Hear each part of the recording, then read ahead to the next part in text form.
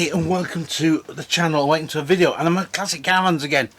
I'm in an Avondale Perle, I think it's the Roysters, I think that's how you pronounce it, I'm not sure, Supreme. So basically the Perle range was made by Avondale Caravans from 1970. Just to recap, what did I say it was? An Roysters or something like that? It was the Orion. So it was the Avondale Perle Orion Supreme. Silly mistake to make. Three up until the dark range, which came out around about 2007, I think it was, off the top of my head. I might be wrong on that now, I'll have to research that. Getting a bit the old grey matter, but it was a lightweight range of vans. Now they did what they called a standard range, which I think they called it the Classic, and then the Supreme range, and it was for people who wanted a lightweight tourer but still wanted a decent spec. So you came with spot lamps, this is what they're like, those over there, we'll look at them in more detail in a minute, and a fridge, and also a convector heater, and also an oven. Hey, this is really good, isn't it? No electrics was fitted at that particular time. This has had retro electric fitted to it. Right, let's get on with this, and I'll show you around it. Right, I'll start here with the front lounge, and this would be the two single beds, or you'd make this up as a double using the table, and then these cushions would go opposite the way to make your bed up.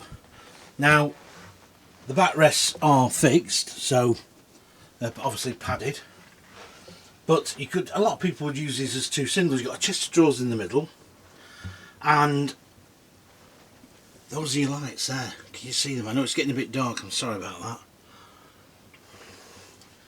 Now I had those in my Marauder in 1987, 12 volt lights. That's what they used to look like here when you think about the LEDs now they have. We are talking 1984. Polyplastic windows, again, just shelves here, no over lockers at all, no roof lockers, and the old fluorescent light there, which would obviously run off 12 volts. As I say, electrics weren't fitted as standard back then, because a lot of sites still had no electric hookups. Now the floor's a bit creaky. It was a sandwich construction floor, as used on modern tourers, and in the early days sometimes they used to go spongy and creak and break up the polystyrene core. Right, okay, so as I say, this was a lightweight tourer for two. Let's have a look here in the middle. Now we've got here a fridge. This would run off mains and battery when it was being towed, and also gas. I think there were about 60 litres. By today's standards, not very big. Bit of worktop here, and these are your retrofitted plugs, because this van's had electric fitted later on in its life, and that's what happened to a lot of tourers at the time. Well, this is it. This van is over 40 years old. Bonded side construction had come in by 1982-83 on Avondale, so it was so again used as modern caravans are today. A lot of space here in the middle, and here you've got a Carver SP 1800.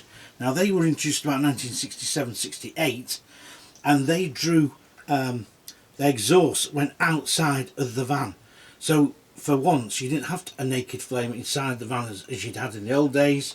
These you could be left on all night, and they also had their own spark ignition. Now, oh, this is your wardrobe, look. Big double wardrobe, you can see that, it's getting quite safe, it's getting quite dark. Now I'm to use my old camera because of course my other one was half-inched, which was better in low light, but anyway, hopefully we're going to rectify that on future videos. And you have some storage here at the top too.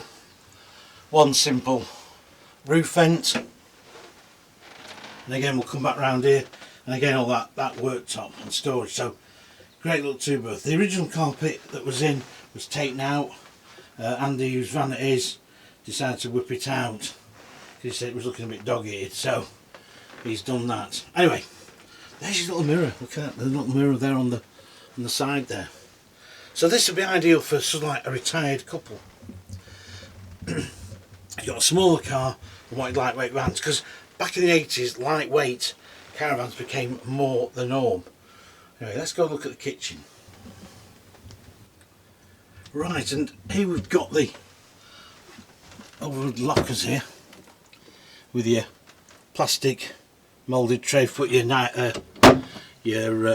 plates and your cups in. Stainless steel sink, 2-burner hob, grill, and also your oven underneath there.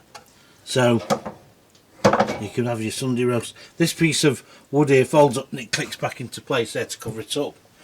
Again, cupboard storage space there. Place here for your knives and forks. All the bits. And don't forget, the water was pumped from the outside and it was cold water only. Now somebody's retrofitted I think this was a Labcraft 12 volt strip light, and I had those in my 87 Marauder. By today's standard they were very, very dim. Very dim indeed. Well, that's your kitchen. And it's quite low down as well. Again, a bit of view through from the car in front. Enables you to see cars behind without having to put towing mirrors on. Right, let's have a look at that washroom, because this will be very quick. And here it is. This came actually with some water bottles and stuff, and also it came with a Thetford porta potty. Now, by today's standards, of course, it's very, very basic, but back then it wasn't so. And again, it wasn't a shower room. You've got a little curtain there to cover your window up, so it's a bit dark. But here you had your fold down basin, again supplied by cold water only. Mirror up there and a little roof vent.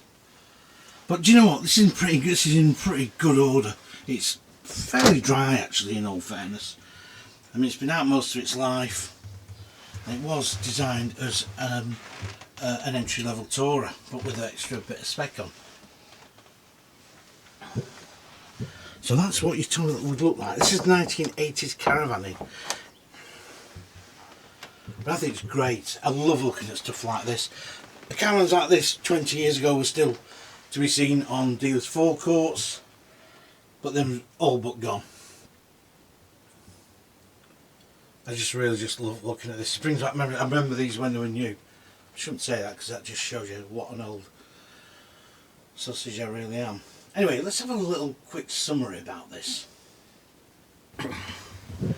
Well, I love going on a throwback like this. As I say, even though we're a respected manufacturer, very sadly they say they shut the company down, and Raymond James Caravans now down at near Atherstone is actually the old Avondale factory. And I remember going and seeing it before it was actually completely shut down, and all the bits of caravan stuff outside, and just sort of finishing off the last vans before they shut all the factory down.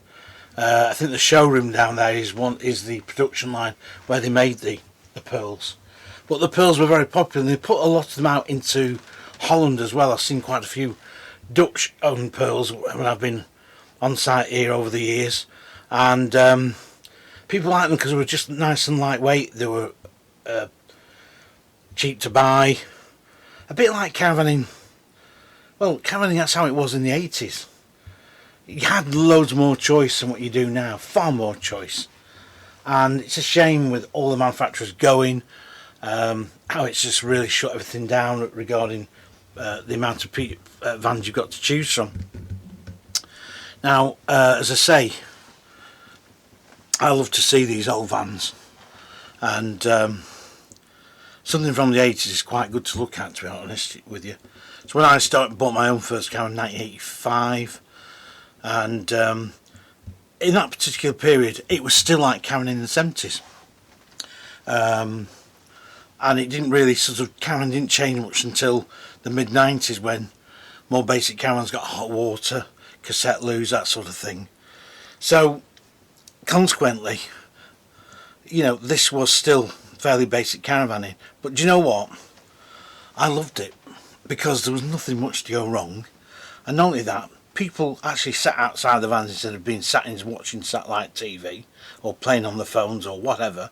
People spoke to each other a lot more on site, and there was more caravans to look at on site as well. Lots of different makes, shapes and sizes. It was very interesting times. Very interesting times. Well, it was for me anyway.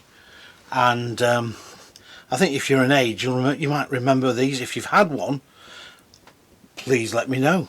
If you've had an Avondale Pearl, was it good? Did it leak? Was it bad? Was it brilliant? Yeah. It's real nostalgic. I really do like looking at this. This is my friend Andy's. He picked this up and saw it and said, you know what, I know I wouldn't go for this, but I think it's a real good little, it's a little gem. And it is. It's very, very original inside. So it's never been really touched much. It's had the exterior, it's had mains retrofitted some years later, which most caravans did at the time, as I said previously. So consequently, really, this is as it was. We've just had some fish and chips in here actually, and we sat there and we just eating and talking about this, and it just sort of took me back to when me and my wife started caravanning in '85 ourselves, and the first time I wasn't caravanning with my parents, and it was like great to have my own caravan and to be away from home and on a little site, and it was just great. Yeah, I really enjoyed it. Yeah. So I'm going to wrap this video up. Hope you've liked it. I'm going to put some details on how much this van cost when it was new, its weight, and anything else I think is beneficial. And if I find the brochure, I've got the brochure for it, but as I say, my archives are a bit of a mess. So consequently, I'll do what I can. But yeah, it brings back lots of memories seeing these on site. And caravanning in the 1980s definitely was very, very enjoyable still. And we might not have had mains electrics on sites at that particular time, or hardly any sites did, but you know what, it didn't really matter. It didn't matter. 12 volt telly, black and white, plugged up to the telly, to the car. As long as you haven't been too long, your car started the next day. But anyway, thanks for watching. Please keep subscribing, please give me your comments, and I hope you enjoyed this video. Thanks for watching again. Thanks a lot. Bye for now.